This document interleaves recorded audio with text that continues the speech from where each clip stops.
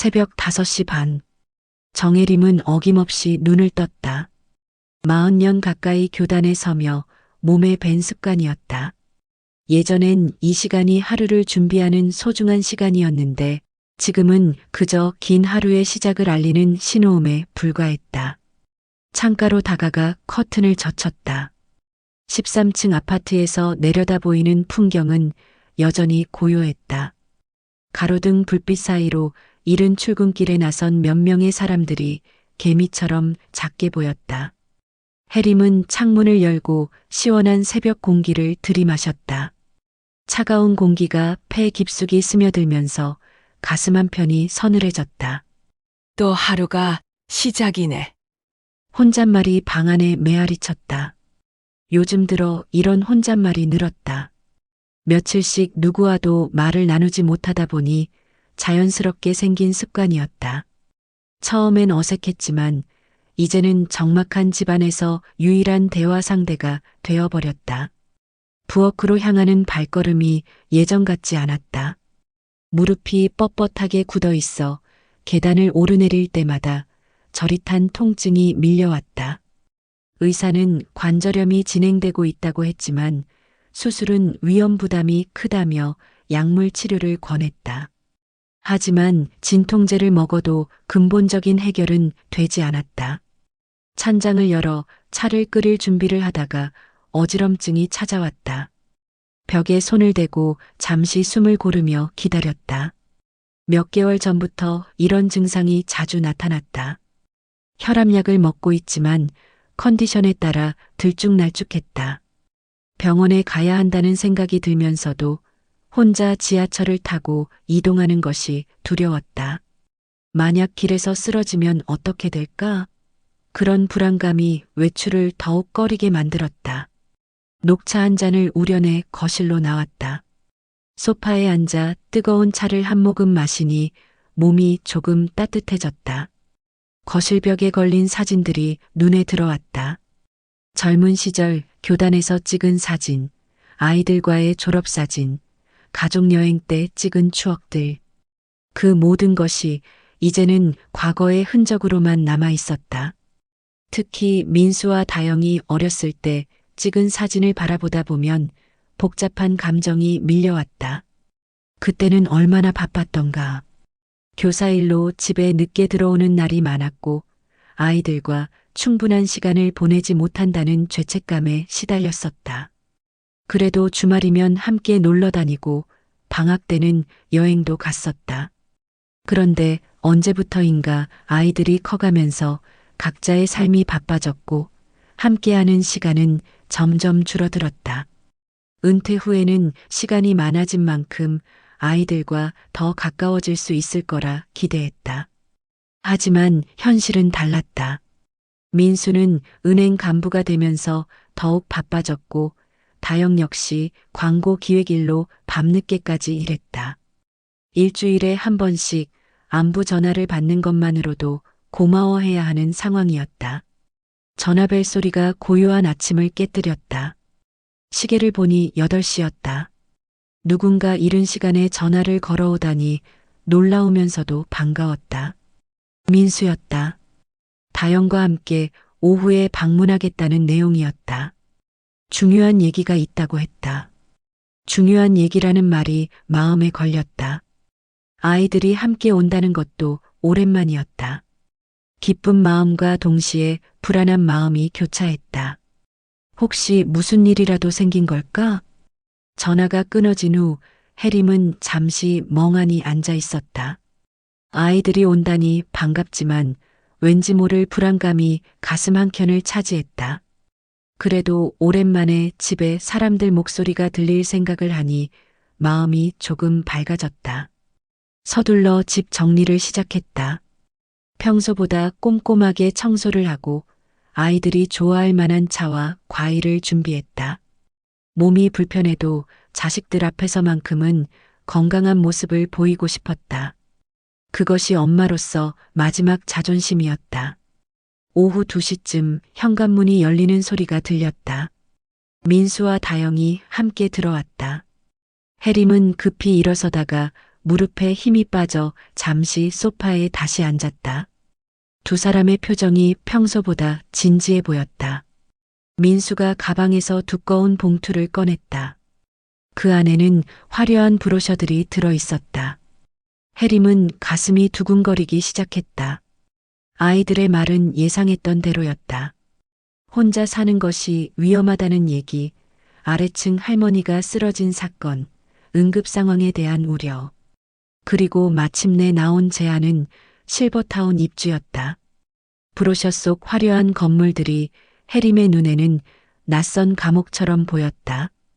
호텔 같은 로비, 넓은 식당, 다양한 편의시설들. 아이들은 안전하고 편리한 생활을 강조했다. 하지만 해림에게 그 모든 것은 자신이 살아온 삶과는 전혀 다른 세계였다. 실버타운에 도착한 날, 해림은 입구에서 한동안 망설였다. 화려한 대리석, 로비와 높은 천장, 그리고 곳곳에 배치된 고급스러운 가구들이 마치 호텔 같은 분위기를 연출했다. 민수가 가방을 끌며 앞서 걸어가는 모습을 보면서도 발걸음이 쉽게 떨어지지 않았다. 리셉션 직원은 밝은 미소를 지으며 친절하게 인사했다. 입주 절차를 설명하는 목소리도 부드럽고 따뜻했다. 하지만 그 모든 것이 왠지 연기처럼 느껴졌다. 마치 무대 위에서 펼쳐지는 완벽한 연극 같았다. 정혜림 어르신이시죠? 저희가 준비한 룸으로 안내해 드릴게요. 직원의 안내를 받아 엘리베이터에 올랐다. 거울로 둘러싸인 좁은 공간에서 자신의 모습을 보니 갑자기 초라해 보였다. 평생 입어온 소박한 옷차림이 이곳의 화려함과 어울리지 않는 것 같았다. 3층에서 내려 복도를 따라 걸어갔다. 양쪽으로 늘어선 방문들이 모두 똑같아 보였다. 303호, 304호, 305호. 숫자로만 구분되는 획일적인 공간이었다. 해림은 자신이 곧 그 중 하나가 될 것이라는 생각에 가슴이 답답해졌다. 여기가 어르신 방이에요. 306호입니다. 문을 열고 들어간 방은 생각보다 넓었다. 침대, 책상, 옷장이 깔끔하게 배치되어 있고 작은 화장실도 딸려 있었다. 창문 밖으로는 잘 조성된 정원이 보였다. 객관적으로 보면 나쁘지 않은 환경이었다. 하지만 해림에게는 모든 것이 낯설기만 했다. 침대 시트의 냄새, 벽지의 색깔, 심지어 창문으로 들어오는 햇빛의 각도까지. 13층 아파트에서 40년 넘게 생활하며 몸에 밴 모든 감각들과는 달랐다. 민수가 짐을 정리하는 동안 해림은 창가에 서서 밖을 바라보았다. 정원은 아름다웠지만 인공적이었다. 모든 나무와 꽃들이 규칙적으로 배치되어 있어서 자연스럽지 못했다. 예전 집 베란다에서 기르던 작은 화분들이 그리워졌다. 비록 볼품 없었지만 매일 물을 주고 돌보며 생명의 온기를 느낄 수 있었던 소중한 존재들이었다. 저녁 식사 시간이 되자 직원이 와서 식당으로 안내했다. 넓은 식당에는 이미 많은 입주자들이 앉아 있었다. 대부분 70대 이상으로 보이는 노인들이었지만 서로 어울리지 않고 각자의 자리에서 조용히 식사를 하고 있었다. 해림은 식판을 받아들고 한참을 서 있었다. 어디에 앉아야 할지 모르겠었다. 집에서는 언제나 같은 자리에서 식사를 했는데 이곳에서는 그런 자신만의 공간이 없었다. 결국 구석진 빈 테이블에 혼자 앉았다. 음식은 영양을 고려해서 잘 준비되어 있었다. 하지만 집에서 해먹던 소박한 음식들과는 맛이 달랐다. 간이 딱 맞게 조절되어 있고 모든 것이 위생적이고 깔끔했지만 왠지 정성이 느껴지지 않았다. 마치 공장에서 대량 생산된 것 같은 느낌이었다. 식사를 하면서 주변을 둘러보니 입주자들 사이에도 미묘한 서열이 있는 것 같았다. 어떤 사람들은 무리를 이루어 대화를 나누고 있었고 어떤 사람들은 해림처럼 혼자 조용히 식사를 하고 있었다. 새로운 사람에게 먼저 다가와서 말을 거는 이는 아무도 없었다. 식사 후 방으로 돌아와 침대에 누웠다. 매트리스의 탄력이 예전 침대와 달라서 몸이 어색했다. 벽 너머로는 다른 방에서 나는 소음이 들려왔다. 텔레비전 소리, 화장실 물 내리는 소리, 누군가의 기침 소리. 이 모든 소음들이 뒤섞여 해림을 잠들지 못하게 했다. 집에서는 익숙한 소리들이 있었다. 위층에서 가끔 들려오는 발걸음 소리, 새벽에 지나가는 신문 배달 오토바이 소리, 이른 아침 운동을 나가는 사람들의 대화 소리. 그런 소리들은 비록 조금 시끄럽기도 했지만 생활의 리듬이 있었고 따뜻한 인간의 온기가 느껴졌다. 이틀째 되는 날부터는 정해진 프로그램에 참여해야 했다. 오전에는 간단한 체조, 오후에는 취미 활동 시간이 있었다. 모든 것이 시간표대로 진행되었고 개인의 의사는 거의 반영되지 않았다. 체조 시간에 강사가 밝은 목소리로 동작을 설명했지만 해림에게는 어색하기만 했다. 집에서는 자신의 몸 상태에 맞춰 천천히 스트레칭을 했는데 여기서는 모든 사람이 똑같은 동작을 해야 했다. 무릎이 아파서 중간에 쉬려고 하면 강사가 다가와서 격려한다며 계속하라고 했다. 취미 활동 시간에는 그림 그리기나 바느질 같은 프로그램이 있었다. 해림은 평생 그림과는 거리가 멀었던 터라 어색했지만 할 일이 없어서 참여했다. 하지만 정해진 주제에 따라 정해진 방식으로 그려야 한다는 것이 답답했다. 자유롭게 표현하고 싶어도 강사가 정한 틀에서 벗어날 수 없었다. 며칠이 지나면서 해림은 이곳의 분위기를 조금씩 파악하게 되었다. 입주자들은 크게 세 부류로 나뉘어 있었다. 자녀들의 방문을 자주 받는 사람들, 경제적으로 여유가 있어 보이는 사람들, 그리고 해림처럼 혼자서 조용히 지내는 사람들. 첫 번째 부류에 속하는 사람들은 대체로 자신감 있게 행동했다. 직원들도 그들에게는 더욱 친절했고 각종 프로그램에서도 우선적으로 배려를 받는 것 같았다. 두 번째 부류는 추가 비용을 지불하고 더 나은 서비스를 받는 사람들이었다. 그들은 일반적인 프로그램 외에도 개별적인 관리를 받았다. 하지만 해림처럼 특별한 배경이 없는 사람들은 그냥 무리에 섞여 지내야 했다. 직원들의 대우도 기본적인 수준에 머물렀고 개인적인 요청이나 불편사항을 이야기해도 제대로 반영되지 않았다. 그런 와중에도 해림은 적응하려고 노력했다. 정해진 시간에 일어나고 정해진 시간에 식사하고 정해진 프로그램에 참여했다. 하지만 자유로움이 사라진 일상에 점점 숨이 막혔다. 언제든 일어날 수 있고 원할 때 차를 끓여 마실 수 있고 창문을 열고 바깥 공기를 마실 수 있었던 평범한 일상이 얼마나 소중했는지 새삼 깨달았다. 일주일째 되는 어느 날 저녁 해림은 식당에서 혼자 식사를 하고 있었다. 평소와 다름없는 조용한 저녁이었는데 갑자기 누군가 자신의 테이블 맞은편에 앉았다. 고개를 들어보니 온화한 눈빛을 가진 남자였다. 70대 초반으로 보이는 그는 수줍은 미소를 지으며 인사했다. 안녕하세요. 저는 장도현이라고 합니다. 며칠 전에 새로 오신 분이시죠? 해림은 깜짝 놀랐다. 이곳에 온 지 일주일 동안 처음으로 누군가가 먼저 말을 걸어온 것이었다.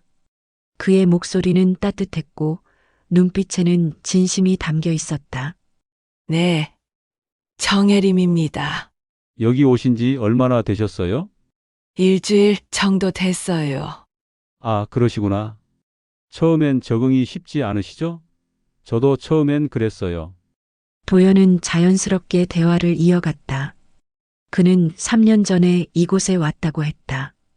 전직 목수였던 그는 손재주가 좋아서 다른 입주자들의 고장난 물건들을 고쳐주기도 한다고 했다.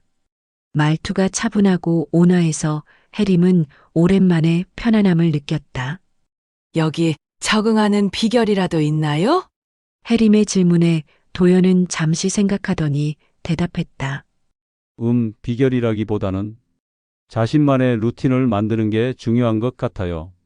정해진 프로그램 외에도 스스로 할 수 있는 작은 일들을 찾아보시는 거죠.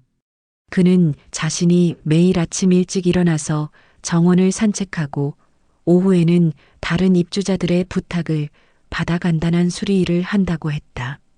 그런 작은 일상의 루틴이 이곳에서의 삶에 의미를 준다고 했다. 그리고 무엇보다 사람들과 어울리려고 노력하는 게 좋아요. 처음엔 어색하지만 시간이 지나면 마음을 열고 지낼 수 있는 분들을 만나게 될 거예요. 도연의 말을 들으면서 해림은 마음이 조금 밝아졌다. 이곳에 온 지 일주일 동안 느꼈던 외로움과 답답함이 조금은 덜어지는 것 같았다. 무엇보다 누군가와 진정한 대화를 나눈다는 것이 얼마나 소중한지 새삼 깨달았다. 식사를 마친 후 도연은 해림에게 함께 산책을 하자고 제안했다. 두 사람은 실버타운 뒤편에 있는 작은 산책로를 걸었다. 저녁 노을이 하늘을 붉게 물들이고 있었고 시원한 바람이 불어와 상쾌했다. 이 길을 걸으면 마음이 차분해져요. 특히 저녁 시간에는 더욱 그렇죠.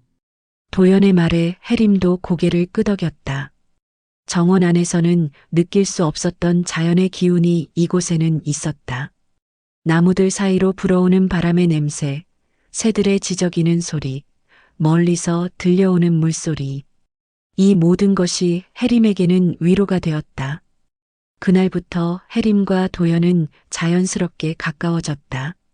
식사 시간에는 함께 앉아 대화를 나누었고, 저녁에는 산책을 하며 하루를 마무리했다. 도연은 몫으로 일했던 경험담을 들려주었고, 해림은 교사 시절의 추억을 나누었다. 도연과의 만남은 해림에게 이곳에서의 삶에 대한 새로운 관점을 주었다. 비록 자유롭지는 않지만 그 안에서도 작은 행복을 찾을 수 있다는 희망을 가지게 되었다. 오랜만에 누군가와 마음을 나눌 수 있다는 기쁨이 무엇보다 컸다. 하지만 시간이 지나면서 해림은 이곳에 감춰진 어두운 면들을 조금씩 발견하게 되었다. 가끔 어떤 입주자들이 갑자기 사라지는 일이 있었다.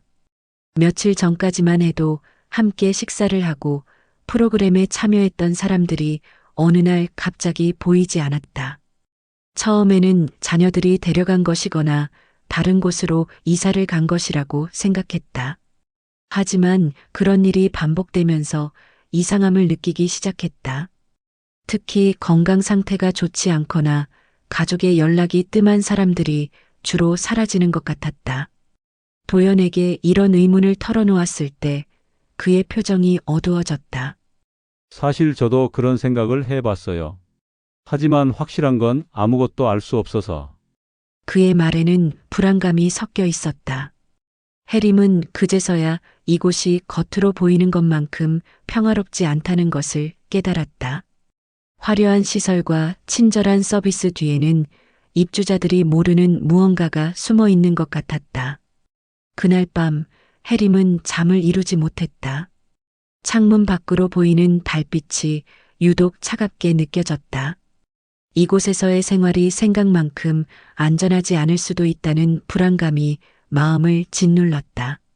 하지만 그래도 도연이라는 친구가 있어서 다행이라는 생각도 했다. 적어도 완전히 혼자는 아니었으니까. 며칠 후 해림의 불안은 현실이 되었다. 간호사가 찾아와서 건강검진 결과에 대해 이야기했다. 그 순간 해림은 자신에게도 위험이 닥쳐오고 있음을 직감했다. 그날 아침은 평소와 다름없이 시작되었다. 해림은 일찍 일어나 창문을 열고 정원을 내려다보았다. 이른 새벽의 정원은 고요했고 이슬에 젖은 나뭇잎들이 반짝이고 있었다. 도연과 함께 산책을 나가기 전까지는 모든 것이 평범했다. 오전 10시경 간호사 김주연이 해림의 방을 찾아왔다. 30대 초반으로 보이는 그녀는 언제나 친근한 미소를 지었지만 그날은 표정이 조금 달랐다.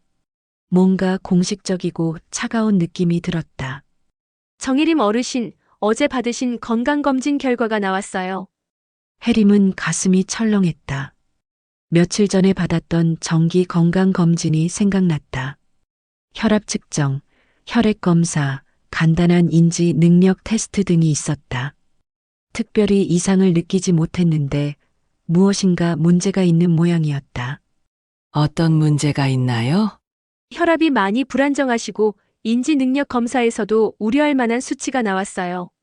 그리고 무엇보다 낙상 위험이 높다는 판정을 받으셨습니다. 간호사의 설명을 들으면서 해림은 당황했다. 물론 가끔 어지럼증이 있긴 했지만 일상생활에 큰 지장이 있다고 생각해 본 적은 없었다. 인지 능력이라니 자신은 아직도 또렷한 정신을 가지고 있다고 생각했는데 그래서 저희가 권하고 싶은 것은 단독 생활보다는 좀 더 집중적인 케어를 받을 수 있는 병실로 옮기시는 것입니다. 그 말을 듣는 순간 해림의 등골이 서늘해졌다. 병실로 옮긴다는 것은 곧 더 많은 제약과 감시를 의미했다. 지금도 충분히 답답한데 병실에서는 어떤 생활을 하게 될까? 저는 괜찮습니다. 아직 혼자 생활할 수 있어요. 해림은 단호하게 거부했다. 하지만 간호사는 미소를 유지하면서도 끈질기게 설득했다. 어르신의 안전을 위한 일이에요. 만약 방에서 쓰러지시거나 문제가 생기면 즉시 대응하기 어려워요. 병실에서는 24시간 모니터링이 가능하거든요. 그래도 제가 원하지 않는다고 했잖아요. 어르신 가족분들과 상의해 보시는 게 좋을 것 같아요. 아무래도 이런 중요한 결정은 혼자 내리시기 어려우실 테니까요. 간호사는 그렇게 말하고 방을 나갔다. 해림은 침대에 털썩 앉아 한동안 멍하니 있었다. 가족들과 상의하라는 말이 가슴에 박혔다. 과연 민수와 다영은 자신의 편이 될까? 아니면 간호사의 말에 동조할까? 오후가 되어서야 해림은 도연을 만날 수 있었다. 그는 정원에서 몇몇 입주자들의 부탁을 받아 의자를 수리하고 있었다. 해림의 표정을 본 도연은 즉시 작업을 멈추고 그녀에게 다가왔다. 무슨 일이 있으셨어요? 얼굴이 안 좋아 보이는데요? 해림은 오전에 있었던 일을 자세히 설명했다. 도연의 표정이 점점 어두워졌다. 그는 고개를 천천히 끄덕이며 걱정스러운 눈빛을 보냈다. 예전에도 비슷한 일이 있었어요. 건강검진 결과를 핑계로 병실로 옮겨진 분들이 몇 명 있었거든요. 그분들은 어떻게 됐나요? 그게 병실로 옮겨진 후에는 거의 볼 수 없게 되더라고요. 가끔 복도에서 마주쳐도 예전만큼 활기가 없어 보였어요. 마치 기운이 빠진 것 같달까? 도연의 말을 들으니 더욱 불안해졌다. 해림은 자신이 그런 상황에 처하게 될까봐 두려웠다. 지금도 충분히 제약이 많은데 병실에 가면 아예 자유를 잃게 될 것 같았다. 이틀 후 민수가 면회를 왔다. 해림은 그를 보자마자 안도감을 느꼈다. 아들이라면 자신의 편이 되어줄 것이라고 믿었다. 하지만 그 믿음은 오래가지 못했다. 엄마, 간호사한테 연락받았어요. 건강검진 결과가 좋지 않다고 하더라고요. 민수의 첫마디부터 해림의 가슴이 답답해졌다. 안부를 묻기보다는 간호사의 말을 먼저 꺼내는 것이 실망스러웠다. 괜찮다고 했잖아. 아직 혼자 생활할 수 있어. 그게 아니에요, 엄마. 전문가들이 위험하다고 하는데 무시할 수는 없잖아요. 민수는 차분한 목소리로 말했지만 그 안에는 이미 결정된 것처럼 확신이 담겨 있었다. 해림은 아들의 눈빛에서 낯선 무언가를 읽었다. 걱정보다는 계산적인 느낌이 들었다. 병실로 옮기는 게 엄마 안전을 위한 최선의 방법이에요. 24시간 케어를 받을 수 있고 응급 상황에도 즉시 대응할 수 있거든요. 하지만 난 여기서 지내고 싶어. 도현이라는 친구도 생겼고 이제 조금씩 적응이 되고 있거든. 친구는 병실에서도 만날 수 있잖아요. 그리고 엄마 건강이 더 중요해요. 민수는 해림의 말을 제대로 들으려 하지 않았다. 마치 이미 모든 것을 결정한 사람처럼 행동했다. 해림은 자신의 의견이 전혀 존중받지 못하고 있다는 것을 깨달았다. 비용은 어떻게 되는 거야? 그건 걱정하지 마세요. 집 한 돈으로 충분히 감당할 수 있어요. 그 말을 들으며 해림은 갑자기 섬뜩한 느낌이 들었다. 집한돈이라는 표현에서 뭔가 이상함을 감지했다. 자신의 집이었는데 언제부터 민수의 것처럼 이야기하게 된 걸까? 민수가 떠난 후 해림은 한동안 방에서 나오지 않았다. 식사 시간에도 식욕이 없어서 거의 먹지 못했다. 도연이 걱정해서 찾아왔지만 제대로 대화할 기분이 아니었다. 그날 밤 해림은 잠을 이루지 못하고 천장을 바라보며 생각에 잠겼다. 민수의 태도에서 느낀 이상함이 계속 마음에 걸렸다. 정말로 자신의 안전을 걱정해서 하는 말일까? 아니면 다른 이유가 있는 걸까? 다음 날 오전 간호사 김주연이 다시 찾아왔다. 이번에는 더욱 공식적인 태도였다. 어르신 아드님과 상의한 결과 내일부터 병실로 옮기시기로 결정되었습니다. 제가 동의하지 않았는데요. 가족분의 동의가 있으면 됩니다. 어르신의 안전을 위한 일이니까요. 간호사는 그렇게 말하고 서류를 내밀었다. 병실 이송에 관한 동의서였다. 해림은 그 서류를 받아들고 읽어보려 했지만 작은 글씨들이 눈에 잘 들어오지 않았다. 꼭 서명해야 하나요? 절차상 필요한 일이에요. 하지만 이미 가족분이 동의하셨기 때문에 어르신이 서명하지 않으셔도 이송은 진행됩니다. 그 말을 들으며 해림은 자신이 얼마나 무력한 존재인지 깨달았다. 자신의 의사와 상관없이 모든 것이 결정되고 진행되고 있었다. 마치 물건처럼 이리저리 옮겨지는 기분이었다. 간호사가 나간 후 해림은 복도로 나섰다. 우연히 다른 간호사와 직원이 대화하는 소리를 들었다. 그들은 해림을 보지 못한 채 작은 목소리로 이야기하고 있었다. 또 한 명 병실로 가는구나. 응, 가족들이 비용 때문에 그런 것 같더라. 요양원비가 부담스럽다고 하더라고. 결국 돈 문제지 뭘. 그 대화를 들은 순간 해림은 머리를 맞은 것 같은 충격을 받았다. 요양원비 절감. 그것이 진짜 이유였구나. 자신의 안전을 걱정한다는 민수의 말은 모두 거짓이었다.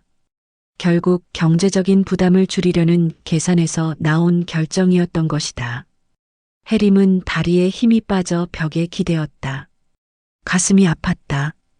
배신감이라는 것이 이런 느낌인지 처음 알았다. 평생을 자식들을 위해 헌신했는데 결국 자신은 경제적 부담일 뿐이었구나. 그 집은 해림이 젊었을 때부터 한 푼 두 푼 모아서 마련한 보금자리였다. 교사 월급이 많지 않았지만 아이들을 위해서라도 내 집을 마련해야 한다는 일념으로 수십 년간 절약하며 모은 돈이었다. 그런데 그 소중한 집이 지금은 자신을 처분하는 데 사용되고 있었다. 필요하면 언제든 돌려드릴게라던 민수의 약속이 얼마나 허무한 말이었는지 이제야 깨달았다. 애초에 돌려줄 생각 따위는 없었던 것이다. 그저 자신을 설득하기 위한 빈말에 불과했다. 점심시간이 되어 식당에 갔을 때 도연이 걱정스러운 표정으로 다가왔다. 해림의 창백한 얼굴을 본 그는 즉시 무슨 일인지 알아챘다. 병실로 가시게 되셨나요? 해림은 고개를 끄덕였다. 더 이상 말할 힘이 없었다. 도연은 해림의 손을 꼭 잡으며 위로의 말을 건넸다.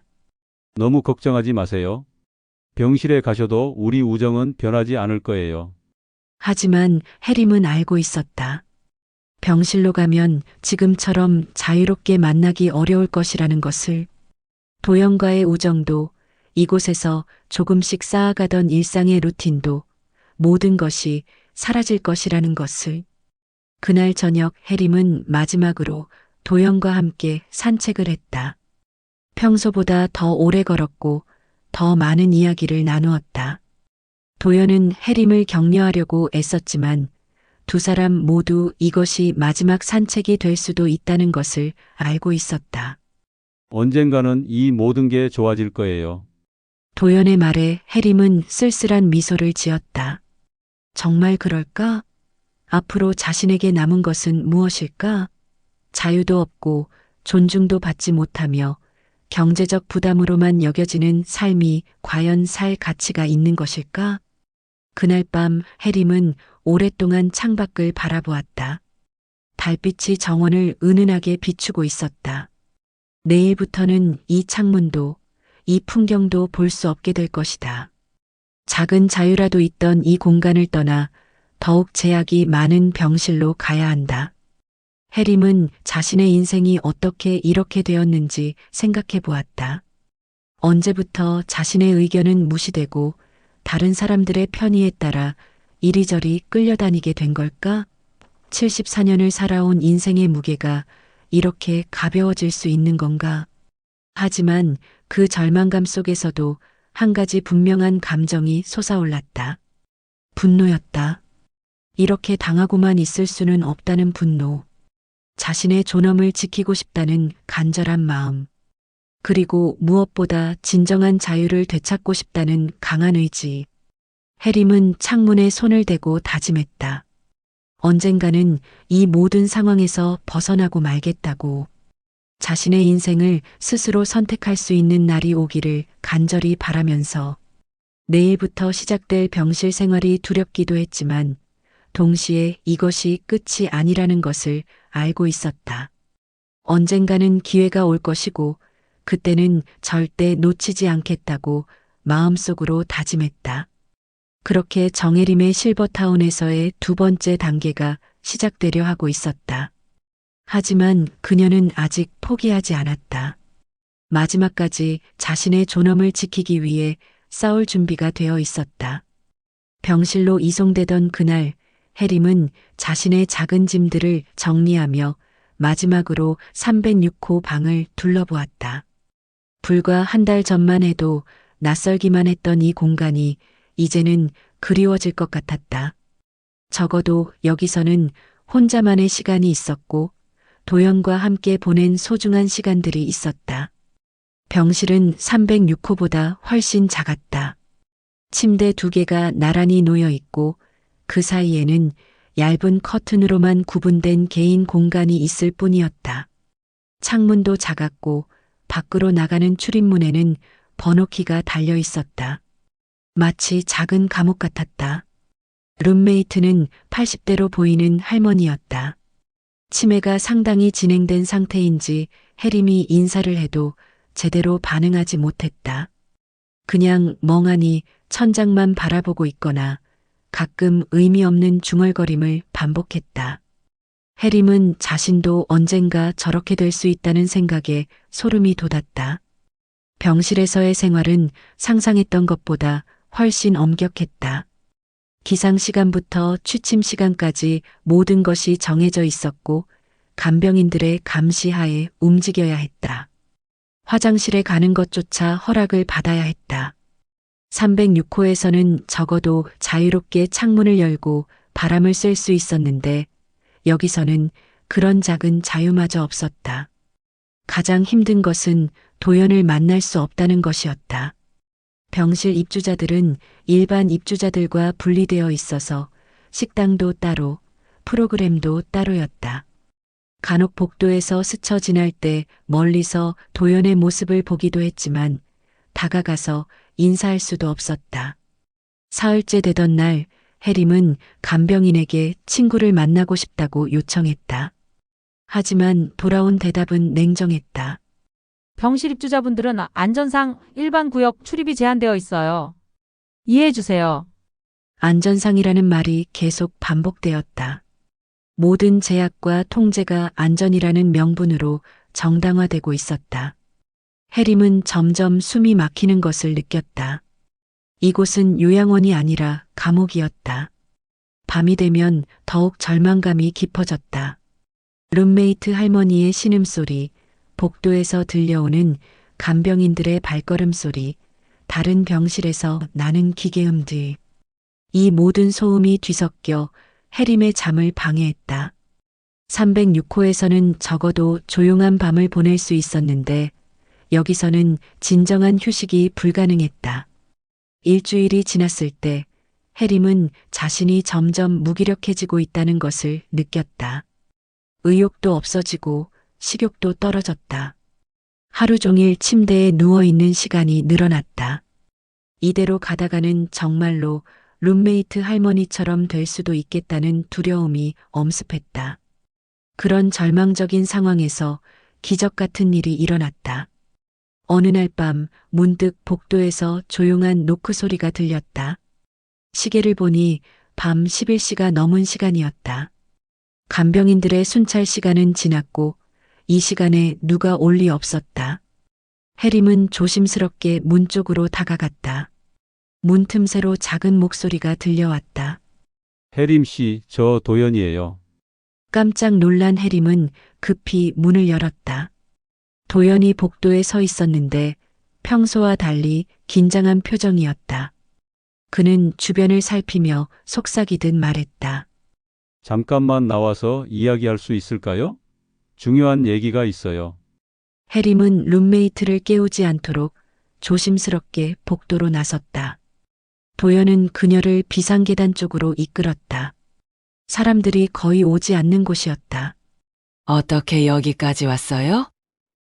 병실 구역은 출입이 통제된다고 했는데 간병인들의 순찰 패턴을 며칠 동안 관찰했어요. 11시부터 12시 사이에 잠깐 공백이 생기더라고요. 도연의 치밀함에 해림은 놀랐다. 그가 자신을 위해 이렇게까지 노력했다는 것에 감동받았다. 그동안 어떻게 지내셨어요? 많이 힘들죠? 해림은 병실에서의 생활에 대해 털어놓았다. 도연은 그녀의 이야기를 들으며 점점 심각한 표정이 되었다. 사실 제가 여기 온 이유가 따로 있어요. 해림 씨에게 꼭 알려드려야 할 일이 생겼거든요. 도연의 목소리에 긴장감이 스며들었다. 며칠 전에 우연히 들은 얘기인데 병실 입주자 중에서 가족 연락이 뜸하고 비용 부담을 호소하는 분들을 다른 곳으로 이송한다는 소문이 있어요. 다른 곳이라니요?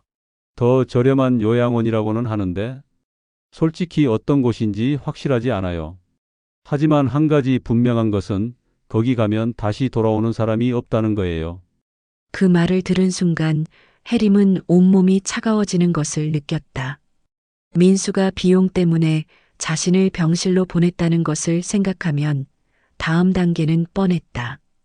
더 저렴한 곳으로 또다시 이송될 것이다. 언제 그런 일이? 빠르면 내일, 늦어도 모레 중에 결정된다고 들었어요. 해림 씨 가족이 추가 비용 부담을 거부했다는 얘기도 있고요. 해림은 다리에 힘이 빠져 계단에 주저앉았다. 결국 민수는 자신을 완전히 포기한 것이다. 더 이상 부담스러운 존재로 여기고 있는 것이다. 그럼 저는 어떻게 해야 하죠? 도연은 잠시 망설이더니 결연한 표정으로 말했다. 함께 여기서 나갑시다. 뭐라고요? 탈출해요. 이곳을 떠나서 자유롭게 살아요. 도연의 제안에 해림은 어리둥절했다. 탈출이라니 그런 건 영화에서나 나오는 일 아닌가? 하지만 우리 나이에 어디서 어떻게 살아요? 돈도 없는데. 제가 고향에 작은 집이 하나 있어요. 바닷가 마을인데 조용하고 평화로운 곳이에요. 거기서 자급자족하며 살 수 있어요. 도연의 눈에는 확신이 차 있었다. 그는 이미 오랫동안 이런 계획을 세워왔던 것 같았다. 저도 이곳에서 더 이상 견딜 수 없어요. 진짜 삶이 아니라 그냥 시간을 보내는 것뿐이에요. 해림 씨도 마찬가지 아닌가요? 도연의 말이 가슴에 와닿았다. 정말로 이곳에서의 삶은 삶이라고 할 수 없었다. 통제와 제약 속에서 하루하루를 버티는 것일 뿐이었다. 하지만 너무 위험하지 않을까요? 만약 잡히면 잡혀도 어차피 지금보다 나쁠 건 없어요. 그리고 성공하면 진짜 자유를 찾을 수 있고요. 해림은 오랫동안 고민했다. 74년을 살면서 이렇게 큰 모험을 해본 적이 없었다. 하지만 지금 상황에서는 이것이 유일한 탈출구인 것 같았다. 언제 떠날 건가요? 내일 밤이요. 더 늦으면 해림 씨가 이송될 수도 있어서요. 준비는 어떻게 하죠? 간단한 옷가지와 꼭 필요한 물건만 챙기세요. 짐이 많으면 눈에 띄니까요. 그리고 내일 밤 12시에 후문 근처에서 만나요. 도연은 자세한 계획을 설명해 주었다. 후문은 경비가 약하고 밤늦은 시간에는 거의 감시가 없다고 했다. 그가 미리 준비해둔 차로 이동할 예정이었다. 정말 괜찮을까요? 해림의 불안한 질문에 도연은 그녀의 손을 꼭 잡았다. 괜찮을 거예요. 우리 함께니까요. 그리고 무엇보다 이것은 우리 자신을 위한 선택이에요.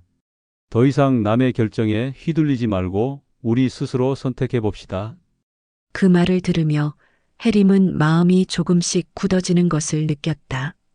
정말로 이것이 마지막 기회일지도 모른다. 이번에 놓치면 영영 자유를 찾을 수 없을 것이다. 알겠어요. 내일 밤 12시에 만나요. 도연은 안도의 표정을 지으며 고개를 끄덕였다.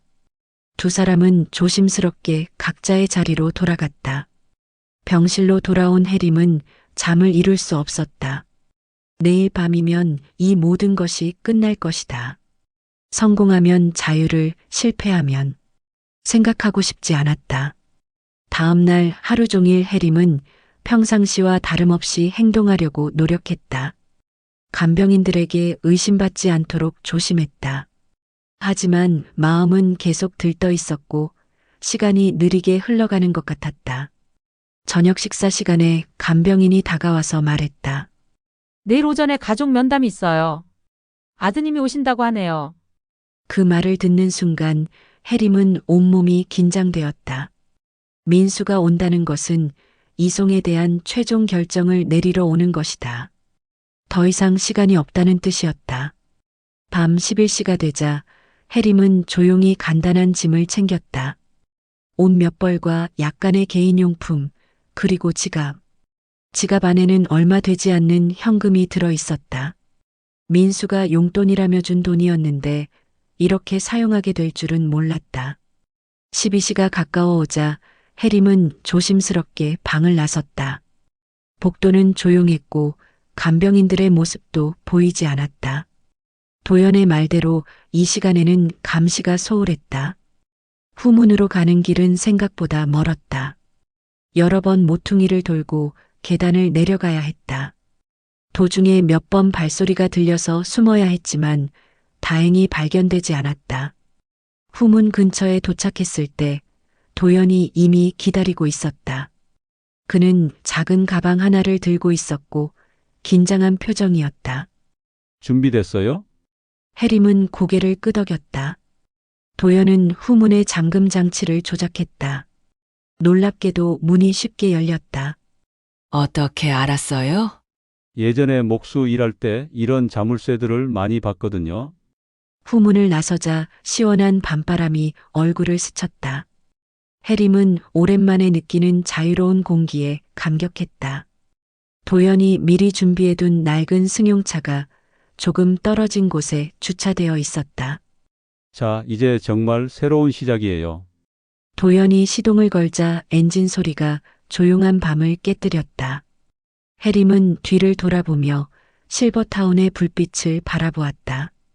그곳에서의 모든 기억들이 스쳐 지나갔다. 좋지 않은 기억들이 대부분이었지만 그래도 한 달 넘게 생활했던 곳이었다. 차가 출발하면서 실버타운의 불빛이 점점 멀어졌다. 해림은 창문을 내리고 밤바람을 맞으며 깊게 숨을 들이마시다. 이런 자유로운 느낌을 언제 마지막으로 느꼈는지 기억나지 않았다. 후회되지 않아요? 도연의 질문에 해림은 확신에 찬 목소리로 대답했다. 전혀요. 이제야 진짜 살아있는 기분이에요. 차는 도시의 불빛을 뒤로하고 어둠 속으로 달려갔다. 목적지는 바닷가 마을. 그곳에서 새로운 삶이 기다리고 있었다.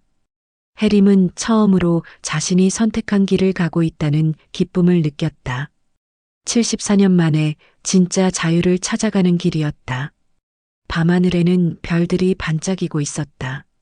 실버타운에서는 볼 수 없었던 아름다운 별들이었다. 해림은 그 별들을 바라보며 마음속으로 다짐했다. 이제부터는 누구의 통제도 받지 않고 자신이 원하는 대로 살아가겠다고. 새벽 5시 해림은 파도 소리에 잠에서 깨어났다. 처음 들어보는 소리였지만 이상하게 친숙하게 느껴졌다. 창문을 열자 짠 바닷바람이 얼굴을 스쳤다. 멀리 수평선 너머로 해가 떠오르고 있었다. 이런 풍경을 본 것이 언제였던가. 도연의 고향집은 바다에서 걸어서 5분 거리에 있는 작은 한옥이었다. 오래되었지만 단정하게 관리되어 있었고 마당에는 작은 텃밭이 있었다.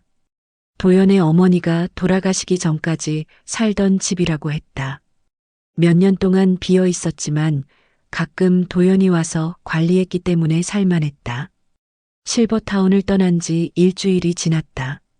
처음 며칠은 추격당할까봐 불안했지만 아무런 연락도 오지 않았다.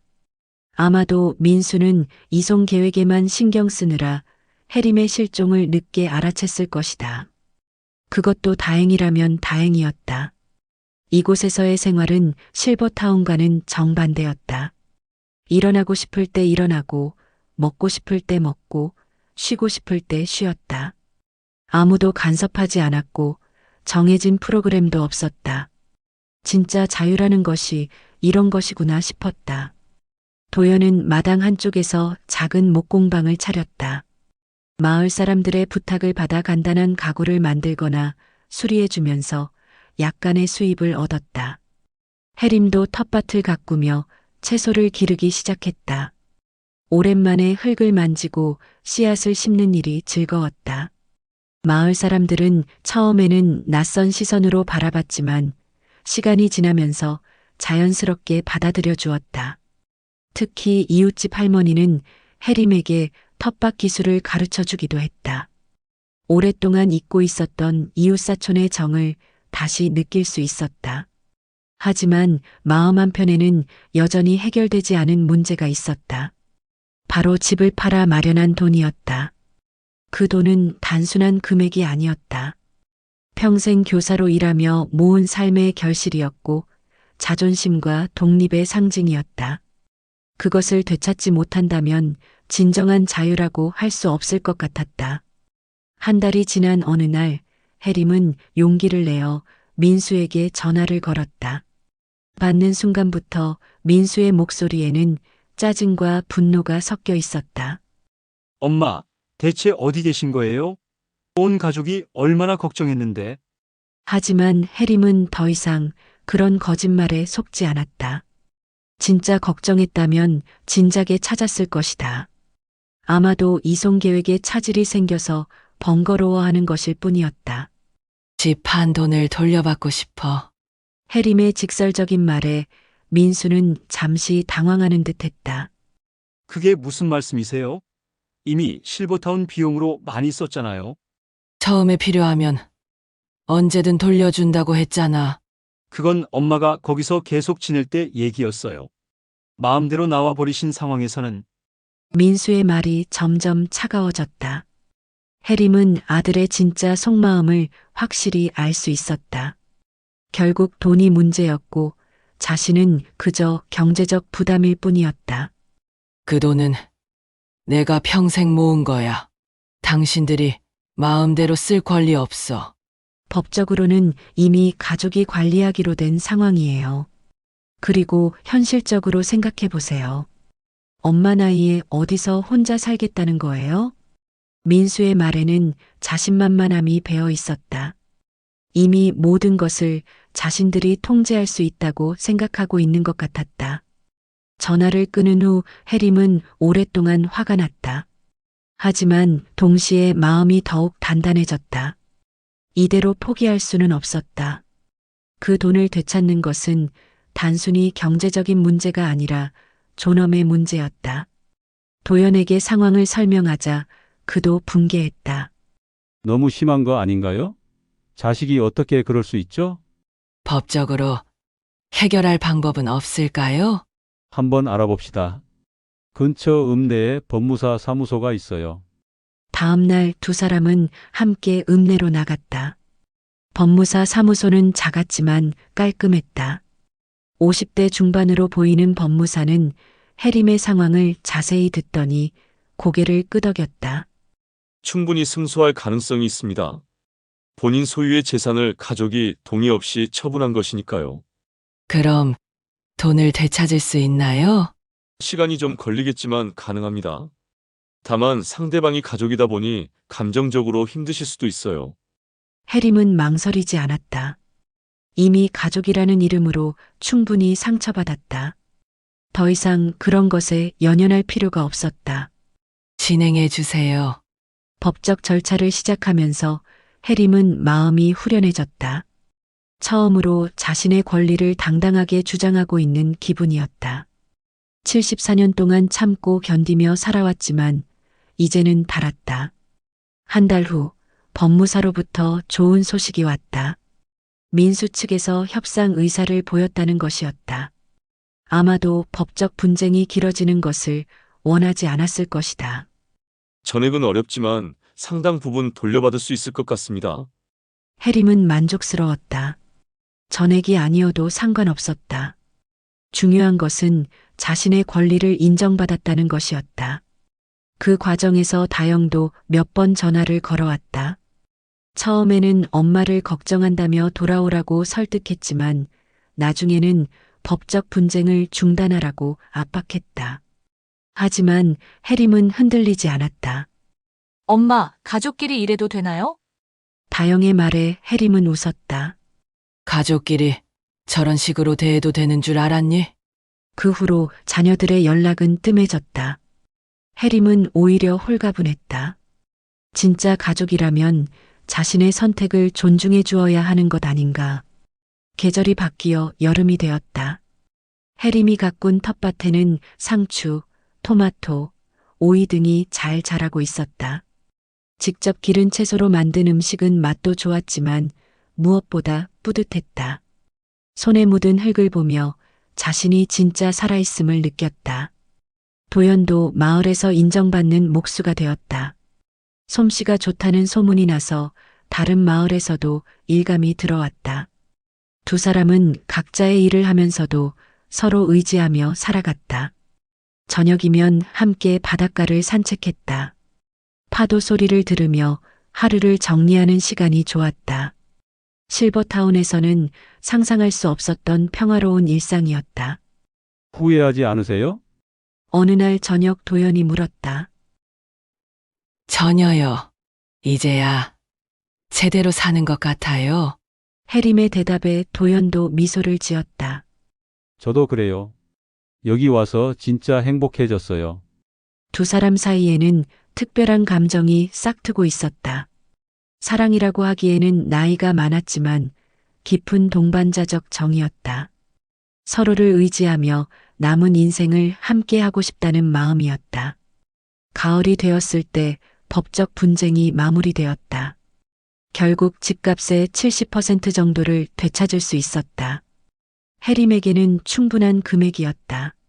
무엇보다 자신의 권리를 당당히 찾았다는 성취감이 컸다. 그 돈으로 해림은 도연과 함께 이 집을 정식으로 매입했다. 이제 진짜 자신들의 보금자리가 생긴 것이었다. 또한 일부는 저축해두고 일부는 마을 발전을 위해 기부했다. 오랜만에 돈을 의미 있게 쓸 수 있어서 기뻤다. 겨울이 오기 전 해림은 마을 사람들과 함께 김장을 했다. 도시에서는 경험할 수 없었던 공동체의 따뜻함이었다. 여러 집에서 함께 모여 김치를 담그고 나누어 가져가는 풍경이 정겨웠다. 선생님, 내년에도 함께 해요. 이웃집 할머니가 해림의 손을 잡으며 말했다. 해림은 선생님이라는 호칭이 좋았다. 오랫동안 잊고 있었던 자신의 정체성을 되찾은 기분이었다. 그의 마지막 날 해림과 도연은 바닷가에서 일출을 기다렸다. 새해를 맞이하는 특별한 의미였다. 올 한 해 정말 많은 일이 있었네요. 도연의 말에 해림은 고개를 끄덕였다. 실버타운에서의 절망, 탈출, 그리고 새로운 삶의 시작. 마치 다른 사람의 인생 같았다. 내년에는 더 좋은 일들이 있을 거예요. 그럴 것 같아요.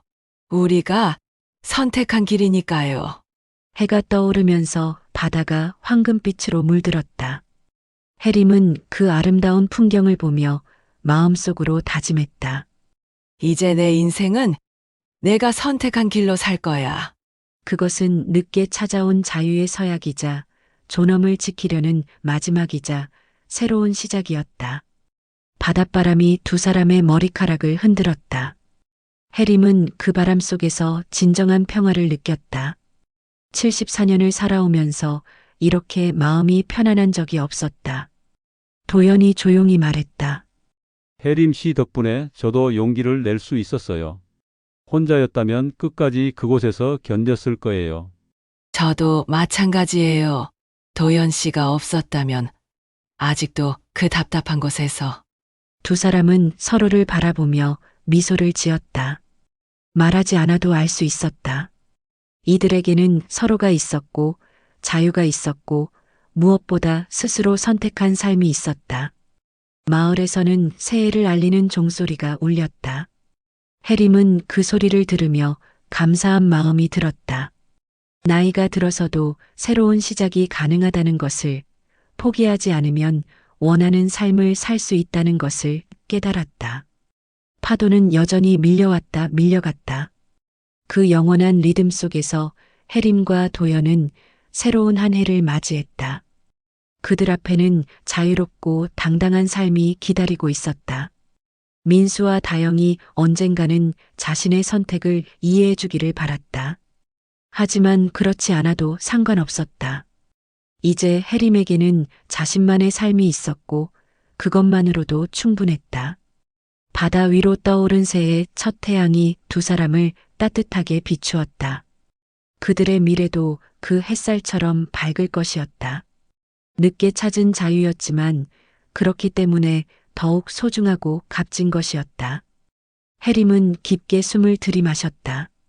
바다 냄새, 소금기, 그리고 자유의 향기가 폐 속 깊이 스며들었다. 이제야 진짜 살아있는 기분이었다. 74세에 시작하는 새로운 인생이 기대되었다. 구독과 좋아요는 영상 제작에 힘이 됩니다. 감사합니다.